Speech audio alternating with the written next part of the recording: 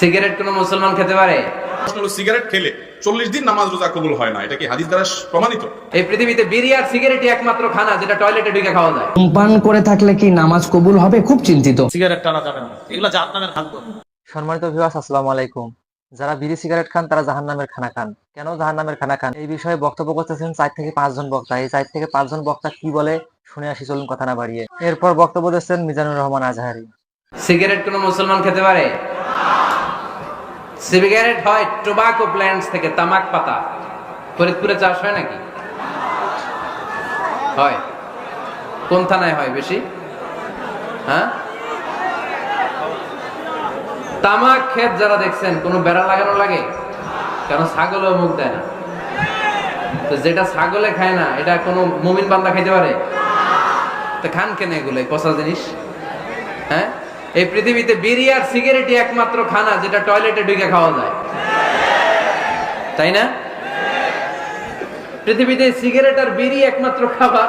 রাগ করবেন না, যারা খান রাগ করেন না। আবার একটু কমন সেন্সটা কাজে লাগানোর জন্য, চিন্তার জন্য বলতেছি।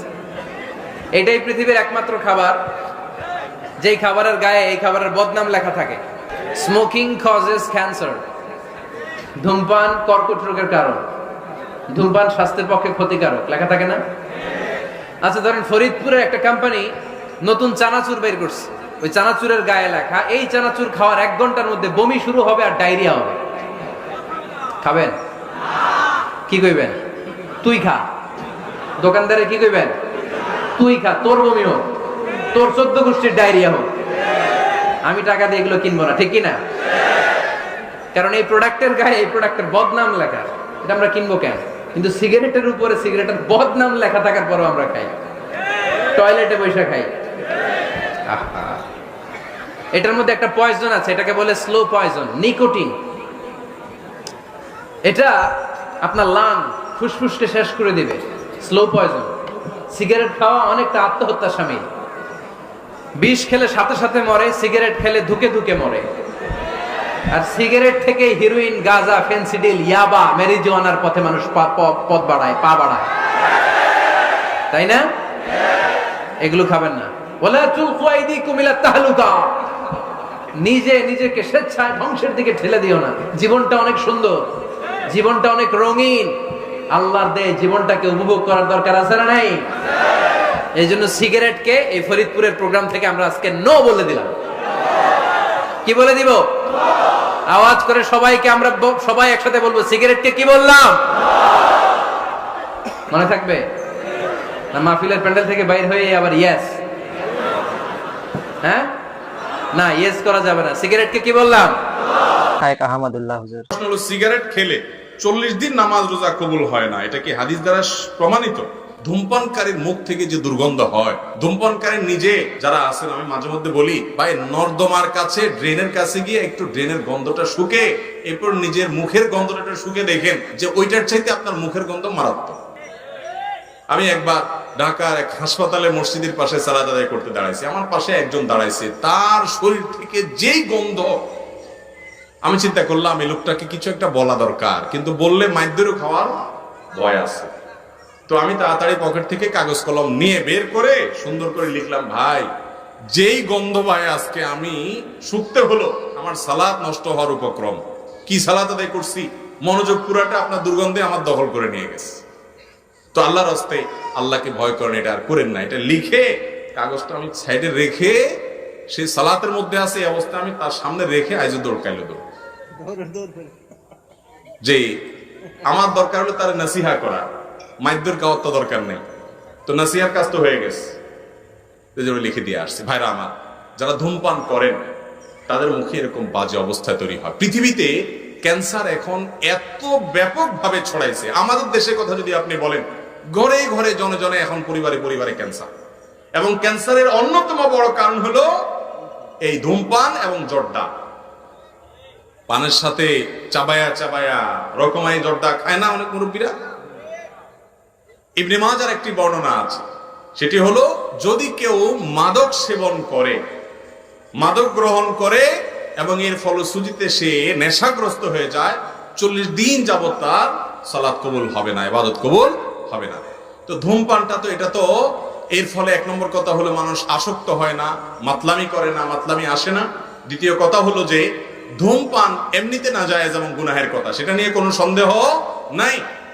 কিন্তু এটা এরকম না যে এটাকে মাদকের মধ্যে ফেলা যায়, এবং এর কারণে আসকারা হাদিসে আসছে শুধুমাত্র শারিবাল খামার না, মান শারিবাল খামার বা আসকারা, পদ পান করলো এবং নেশাগ্রস্ত হয়ে গেল, তার 40 দিন ইবাদত কবুল হবে না। অতএব ধূমপানকারীর জন্য এটা প্রযোজ্য না, কিন্তু এর মানে এই না যে ধূমপান করা জায়েজ কাজ বা গুনাহ হবে না। এটাও অবশ্যই না জায়েজ এবং গুনাহের কথা, নোংরা একটা জিনিস এই ধূমপান, বিষপান। লেখাই আছে যেটা স্বাস্থ্যের জন্য ক্ষতিকর, তারপর আবার পয়সা দিয়ে কিনে খাই। আল্লাহ তাআলা আমাদেরকে বুঝার তৌফিক দান করুন। এই নোংরা জিনিস খাওয়া যাবে না ভাইরা, কিন্তু 40 দিন ইবাদত কবুল হওয়া না হওয়ার যে হাদিস, সেটাই ধূমপানের ক্ষেত্রে ফিট হবে। সিগারেটটাই না ঘরে গেছে, বেচারি বলতেও পারেন আপনার মুখের গন্ধ যে তার সহ্য হয় না। ভাই, এটা একটা মানুষকে আপনি কষ্ট দেওয়া, বিবিত পরে একটা মানুষকে আপনি কষ্ট দিচ্ছেন।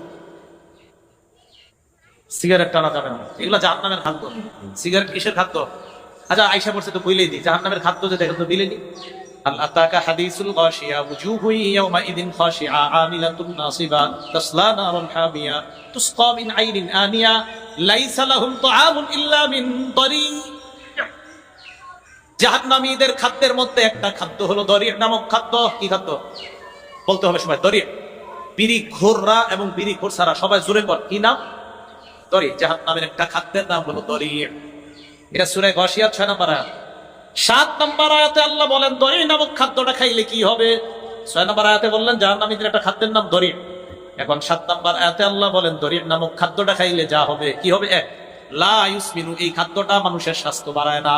2 নাম্বার, ওয়ালা ইউগনি মিন জু, ক্ষুধা নিবারণ করে না। এবার আমি বলবো, আপনারা জবাব দিলেন, বলেন তো দরি নামক খাদ্য মানুষের কি বাড়ায় না? স্বাস্থ্য। আর কি নিবারণ করে না? আবার দরি নামক খাদ্য মানুষের কি বাড়ায় না, কি নিবারণ করে না? আমি চিন্তা করে দেখলাম, দুনিয়ার একমাত্র একটা খাদ্যের নাম হলো বিড়ি। এই বিড়ি মানুষের স্বাস্থ্য বাড়ায় না, ক্ষুধা নিবারণ করে না। অতএব এটা জাহান্নামের দরি নামক খাদ্যের সাথে মিলে যায়। হ্যাঁ, আল্লাহ বলছে দরি, কি আজীব কথা। লা ইউসমিনু, এটা স্বাস্থ্য বাড়ায় না। ওয়ালা ইউগনি মিন জু, ক্ষুধাও নিবারণ। আজীব কথা তো। দুনিয়াতে এমন কি খাদ্য আছে স্বাস্থ্য বাড়ায় না, ক্ষুধাও নিবারণ করে না? এই যে বিড়ি, সিগারেট স্বাস্থ্য বাড়ায় না, ক্ষুধাও নিবারণ করে না। আল্লাহ রব্বুল আলামিনের জাহান্নামে যে খাদ্য দরি, এটার সাথে দেখেন তো দুনিয়ার বিড়ির মিল আছে না নাই? আর খান। এরপর শুনবো আব্দুল হাইয়ের বক্তব্য। ধূমপান করে থাকলে কি নামাজ কবুল হবে? খুব চিন্তিত। প্রিয় ভাই, ধূমপান করে থাকলে আপনার নামাজ কবুল হবে কি না এটা তো আমি বলতে পারবো না, আল্লাহ রাব্বুল আমিন আপনার নামাজ কবুল করবেন। তবে প্রিয় ভাই, ধূমপান করলে যে ক্ষতিটি হয়, আমাদের মুখ দিয়ে একটা বিকট দুর্গন্ধ বের হয়। যিনি ধূমপান করেন তিনি বুঝেন না, আল্লাহর ফেরেশতারা আমাদের তখন মুখ থেকে চলে যায়। রাসূলুল্লাহ সাল্লাল্লাহু আলাইহি ওয়াসাল্লাম রসুন খেতে নিষেধ করেছেন। রসুন একটা হালাল, পেঁয়াজ একটা হালাল জিনিস, একটা সবজির স্বাদ বৃদ্ধি করে আপনার আমার জন্য। সেই বিষয়ে রাসূলুল্লাহ সাল্লাল্লাহু আলাইহি ওয়াসাল্লাম আপত্তি করেছেন। তাহলে আপনি ধূমপান কেন করবেন? যেই ক্ষেত্রে উলামায়ে কেরামের অধিকাংশের বক্তব্য হচ্ছে এটি হারাম, এটি আমাদের জন্য ক্ষতিকারক, এর মধ্যে একটুকু উপকার নেই। আমি অনুরোধ করব ভাই, সালাত কবুল আল্লাহ আপনার অবশ্যই করবেন, কিন্তু এটা একটি বদভ্যাস হিসেবে যদি ছেড়ে দেন, আল্লাহ কতই না খুশি হবেন। এবং আমার বিশ্বাস আপনি এটা ছাড়তে পারবেন। একটু শুধু এই রমাদানে আপনি প্রিপারেশন নেন, আপনি ধূমপান ছেড়ে দিতে পারবেন ইনশাআল্লাহ। এরপর বক্তব্য দিচ্ছেন জামশের মজুমদার। তো চলুন শুনে আসি। পড়া যাবে না, এই লোকটা বোকা যে আপনাকে তুলনা দেয়, যে লোকটা আপনাকে খোঁটা দেয়, হ্যাঁ আরা দিন করে মিশে কথা, আবার নোয়া জড়ে কিচ্ছে নোয়া জড়ে। এই লোকটা পাগল, যে আপনার নামাজকে তুচ্ছ করে দেখে আপনার অপরাধের জন্য। এই লোকটা বর্বর বন্য, এই পৃথিবীর সবচেয়ে নিকৃষ্ট মানুষ আমার চোখে। যে লোকটা আপনার কিছু টুকটাক ভুল হয়, ওই ভুল যখন ধরবে, তার সাথে যখন লাগিয়ে যাবেন জায়গা জমি নিয়ে, বাড়িয়ে বাড়িয়ে, পাড়ায় পাড়া, তখন বলবে আরে হাতে কি মধুবি, এত হারা দিন তো মিশে কথা। যে এভাবে তুচ্ছ, না না, ও পাগল, ও বুঝে না আপনার ভালো কাজটা ভালো কাজ, খারাপ কাজটা খারাপ কাজ। তবে আপনি চিন্তিত হওয়া উচিত। আল্লাহ তাআলা কোরআনে বলছে যে ইয়া আইয়ুহাল্লাযীনা আমানু, হে ঈমানদাররা, আকিমিস সালাহ, তোমরা নামাজকে প্রতিষ্ঠিত করো। ইন্নাস সালাতা তানহা আনিল ফাহশাই ওয়াল মুনকার, নিশ্চয়ই নামাজ মানুষকে মন্দ কাজ থেকে বিরত রাখে।